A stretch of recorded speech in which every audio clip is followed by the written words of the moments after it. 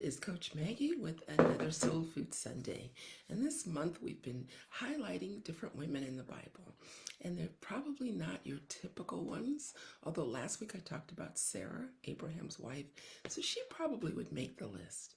But then the first week, or the first Sunday, I talked about the woman who had been bleeding for 12 years.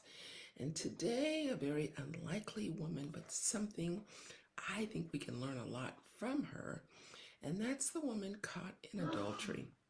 And that's in John 8, if you want to go and read that story. But it was a woman that the Pharisees had grabbed. They had caught her in the very act of adultery. Now, one thing that's always puzzled me is like, where's the man? But no, they grabbed the woman. They brought her out in public to humiliate her in front of the crowd. And they grabbed Jesus and they're like, so what are you going to do about her? Because really, in those days, they would stone a person. And so, of course, Jesus says, all right, which of you is without sin? You throw the first stone. And so one by one, they all left. But the thing that really, I think I really want to highlight about this story is most of us would say, well, that's not me. But how many of us are walking around with the shame of things we've done, the guilt of things that we've done? And it's hard to move forward when we are carrying this bag of rocks on our shoulders.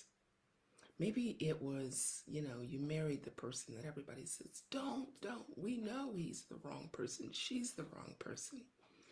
Maybe it was a bad investment. You lost a lot of money that was for the family, but you just knew you had a good tip, but it turned out bad. Maybe it could be any number of things. You made mistakes. You had a great job, but you left it. Or you should have taken that job and you thought, no, something else will come along, and then nothing did. And so there are all of these things that you are living with, the guilt. I didn't do the right thing. And the thing is, a lot of people carry this all through life. They're afraid to even enjoy good things. When something good comes along, they are the ones that are really saying, nope, you blew it. And in her case, it was outsiders. And sometimes we have that. We may have family members or friends or your community or your church even, sadly, where people are saying, oh, remember when, and they're not letting you forget. But it could be you. Other people may have totally forgotten about it, but maybe you're still living with the failures of your past. And so today, I just want to encourage you, and what Jesus told her, he said, go and sin no more. You've learned from your mistake. Move on. And so I just want to encourage you. And again, it may not be anything that's huge, but yeah, there's that nagging thing in the background. And so you have not allowed yourself to enjoy relationships because you keep going back to that one where you made a mistake.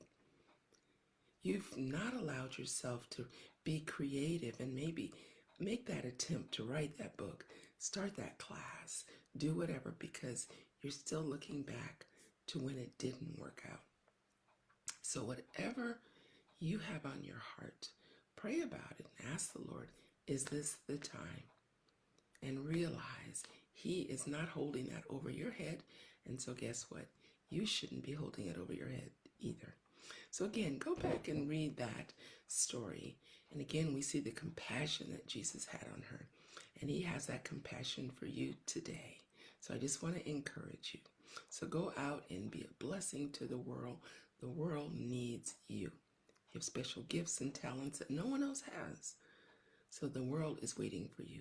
So as always, God bless and take care. Come back tomorrow for 5-Minute Mindset Monday. So take care. God bless.